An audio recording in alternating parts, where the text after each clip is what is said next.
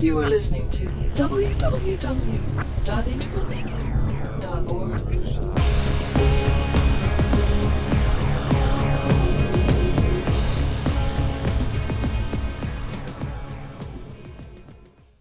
Hi. Hi, I'm a couples psychotherapist. Okay. And I have found that there's a lot of sexual problems between my clients. And it has to do with like an agentic kind of thing where fantasy is involved. Yeah. You know, and then there's no communion. Yeah.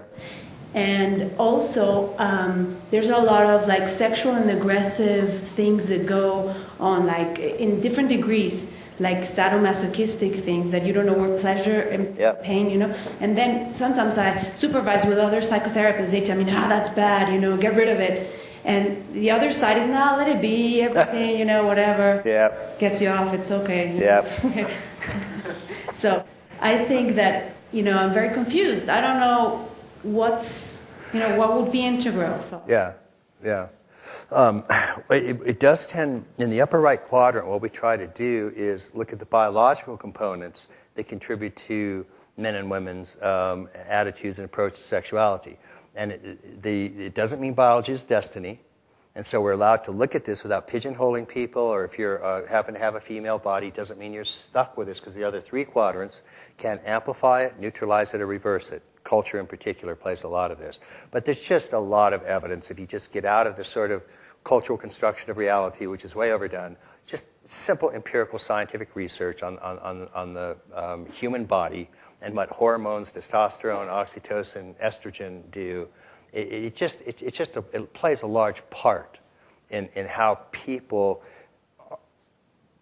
the moments that they're faced with, as in the ongoing stream of awareness. And the upper right quadrant contributes something.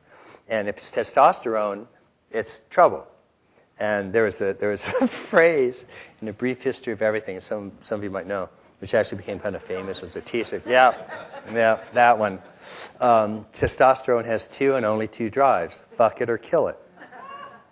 Sometimes they get confused, don't they? And that's sadomasochism. And that's the really downside of male sexuality. It can be very scary. Serial sexual male murders almost always male. And every now and then a female does it just to show that, you know, you can. But, which is good. So, but mostly it's just kind of a male specialty. And there is a kind of inherent sadomasochism to that. There's a kind of dominance to it. There can be aggression combined with that. And that's not necessarily bad if it's in a context of the other quadrants. So it's not just, I'm talking about men right now, generally. So it's not just that it's all okay or it's all bad. There are pathological versions of that. When it's way excessive, way overblown, disconnected, like say just agenic and disconnected from relationships, it tends to get really problematic. Women sometimes have a hard time coming to terms with the fact that males have just, you know, they're going to fantasize all the time. It's often going to be about other women. That's the way it is for most men. It doesn't mean anything. Women have a hard time understanding how radically meaningless sex can be for a male. It's just so hard for a woman to understand. And so men are good at lying instantly about it. It's just, you know, so did you have sex with her? No. But it's so fast, it's disarming. You know, honey, how could I can't believe you would say something like that. And it's just sort of natural. It comes with a Y chromosome, you know. And women are kind of like, and women, so what's important for a man is to be able to plug that biology into these other contexts. And there's a pre-personal, personal, and transpersonal version of that. And so you can take that sex and aggression, and which is very pre-personal and power and egocentric, and then raise it up to a concern and a care and an energy for the relationship, and then transmute it into a world-centric care of, in a sense, aggressively wanting to love and care for all sentient beings. And so there's a way of working with that energy. There's a pathological version of that where, like I say, it's just way overblown and disconnected. And the extreme version, it's actually done in real life. And then you really do have sort of murders and serial murders and so on. Women, on the other hand, tend, because of estrogen and oxytocin, I'm talking about just the upper right now, not the way they're socialized. It's an entirely different type of relation to sexuality. Once a woman gets pregnant, for example, there is no Darwinian reason for her to continue to have sex. She can't pass on more of her genetic material by having more sex. The man, on the other hand, there's every reason for him to continue to have sex because he can pass on his genetic material the more sex he has.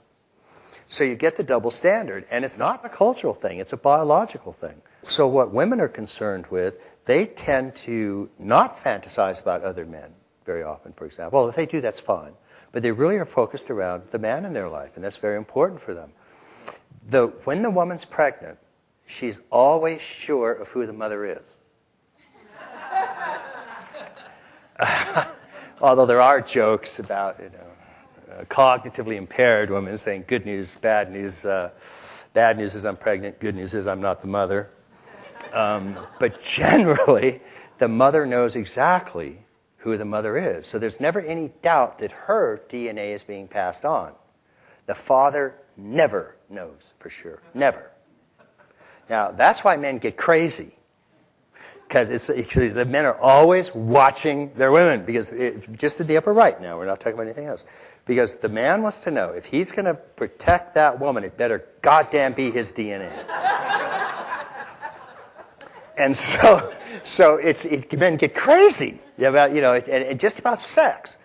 Whereas a woman, it's to her advantage if she's 9 months pregnant, she can't go out and kill the bear and get food. It's to her Darwinian advantage to have somebody protect her. So it's to her advantage to basically find a powerful male, which is often older, has wealth, and so on. It's not bad that some women say, they want a provider. And so money and status and all of that is a legitimate upper right biological component for a woman's sexuality. So, and of course, it's exaggerated as well, too. In one of the films I saw recently, they're at a party, and the guy goes up and talks to the woman, and he starts to talk to her, and she says, "What kind of car do you drive?" And he goes, "What?" She says, "What kind of car do you drive?" And he says, "A Mustang." She goes, "Okay."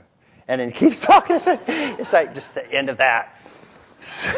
But for the woman, it's to have a powerful man protect her while she does that.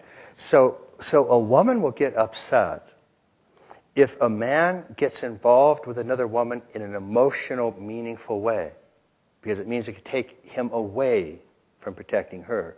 Whereas the man gets upset if the woman has anything looking like sex with another man. So you always hear the same thing if somebody's caught with it. If they're in a relationship and the woman has some sort of, looks like an affair, the man says one thing. He will say one thing. Did you fuck him? Did you touch his dick? Did he that's all he wants to know. The woman always says the same thing. Do you love her? And that's what's going on. That's the two fundamental things. Now I'm talking about just the biology of it. Just the Darwinian reasons, Because if you touched his dick, now that means my DNA might not get passed on, and so I'm not going to have anything to do with it. Now it can become really problematic in couples therapy, because if a woman does seem to have an affair with another man, the man's biology disconnects from her. It's a very difficult thing to deal with, and his body stops loving her body, even though his heart and emotions might love her. So you really have to work with that. It's a very, very difficult issue.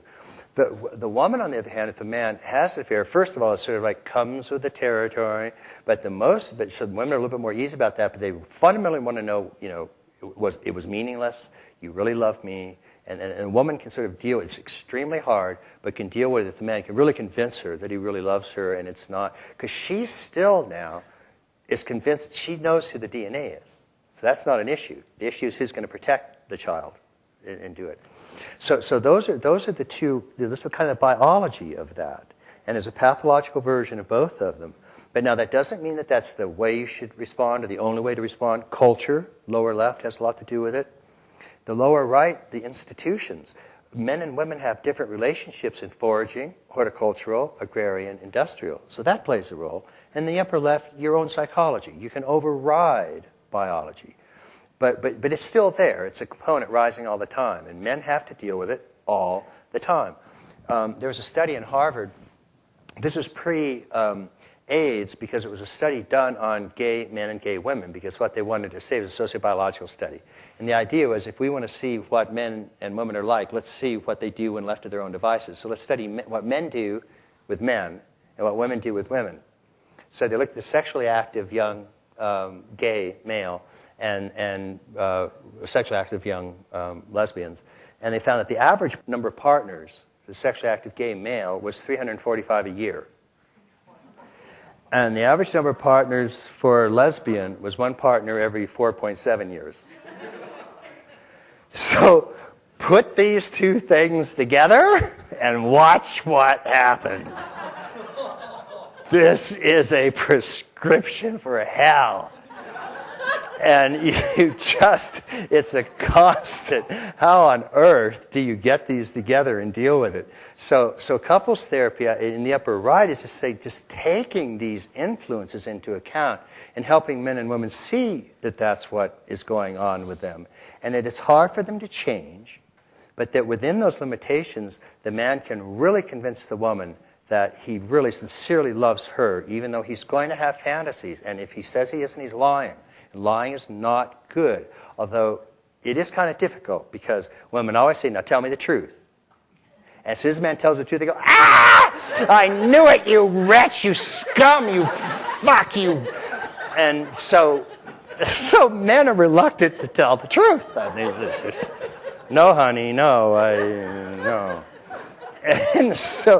And women would explain to men what's going on, but it takes too long.